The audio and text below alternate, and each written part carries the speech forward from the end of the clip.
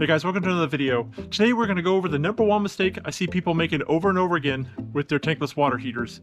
It's kind of important, so if you're thinking about getting one, already have one, or in the market for it, you may want to hear this.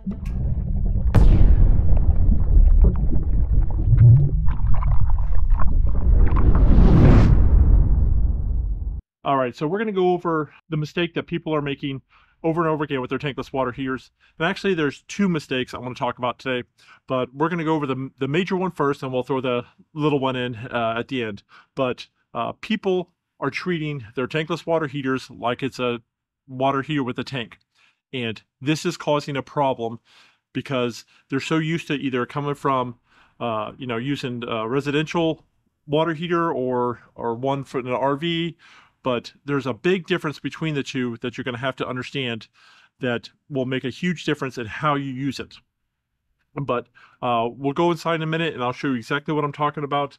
But this one is the Fugatti InstaShower 8 Plus, and I've got a review video on this thing if you're interested in seeing that. I'll leave it in the description area below, but I did a 6-month review and I also have an install video of this, the whole process. Pulling the old one out, putting the new one in, wiring it all up, and it's actually pretty simple. So if you want to check that out, I'll leave that in the description area below too. But I didn't cover this in either one of those videos because I didn't realize people were having such a problem with it. But we're going to go inside and we're going to talk about it. Welcome to our shower, guys. With every tankless water heater, there should come with a control panel that controls, you can turn it on and off, and hit Fahrenheit and Celsius, and then like a temperature control here, like up or down. And this is where people are making the mistake, is like when you have a tank water heater, you keep that temperature up pretty high so that when you turn on the hot water, there's an influx of colder water, so it doesn't it stays hotter longer. Because if you had too much, if it was a lower temperature, then it would drop that temperature faster and you would run out of hot water quicker. So you keep the temperature higher, so when it had an influx of cold water, as it fills as you use it, it maintains hotter temperatures for longer. And people, that's what they are doing with their tankless water heaters. They are setting this for like about 125 degrees. And that's, roughly what you would set like a tank water heater. And that's really too hot to just straight out of the faucet for most people, or comfortable for showers. If you can do it 125 degrees, more power to you.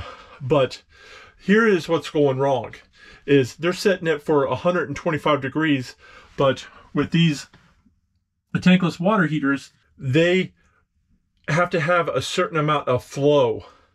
And I see a lot of people, I've seen a lot of videos, they're making the mistake of saying that it doesn't have enough pressure. It has a pressure sensor. It doesn't have a pressure sensor in there. It has a flow meter in there. That's gallons per minute, not pressure. If there's a pressure drop, it'll still run as long as it has the flow. It's a flow meter, not a pressure sensor. So if you're hearing people saying if it doesn't have enough pressure, they're wrong. It's flow, which is gallons per minute. So it has to have, I forget exactly how much it is for this Fugatti, but like each of them are a little bit different just depending on which one you have. You'd have to look at the manufacturers, but it doesn't really matter. I'm going to give you an example why that's a problem. See, when people have this set for 125 degrees, we'll turn the hot water on, and the fire just kicked on, it's going to hit up, but we only have it set for 111 degrees, and that's what temperature we like it at. We'll wait till it gets up to there. And this is the problem, is when people have it at like 125 degrees, they're like, oh my God, okay, see, it's going to be maxed out. That's where it stops. But they'll be like, that's too hot for me. So like they'll do like a residential, is they'll just turn on the cold water. And a lot of times when you turn on the cold water, that cuts your hot water, and then they'll like cut back on the hot water. And then see, that dropped, there was too much, it lost too much of the hot water, so flow, so it cut off, the flame disappeared, and now it's kicking back on. But that's not the way you do it.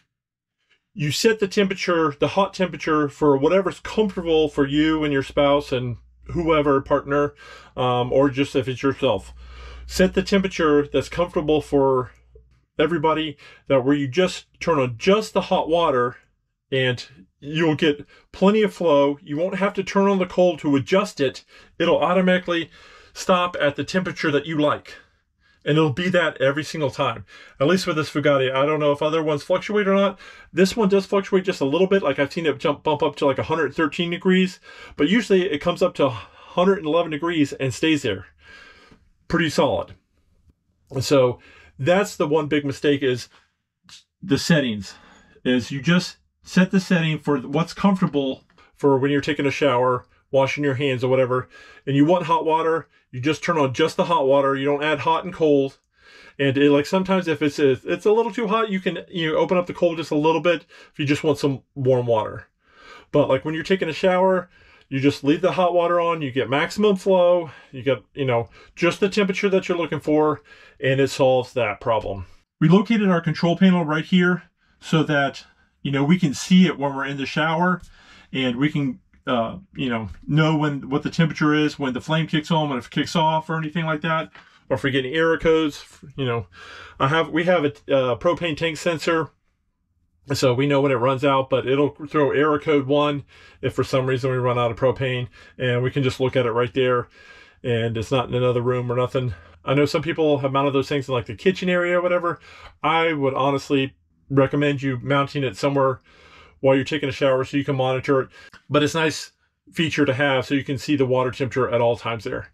But that's the thing, is you just set it and forget it, so that it's always the same every time, and you don't have to turn on the cold water and reduce the flow, because once you turn on that cold water, you're splitting the flow between the water heater and the cold water, because you only have a 1/2-inch PEX pipe that comes in there. And then when you split it off to 2 1/2-inch PEX pipes, that reduces the flow to each side.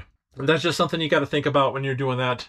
And then we're going to go over the last little tidbit here in just a second. But if you know any professional plumbers or anybody that's a contractor, construction, if you'll notice throughout this whole video, not one time did I say hot water heater, because there is no such thing.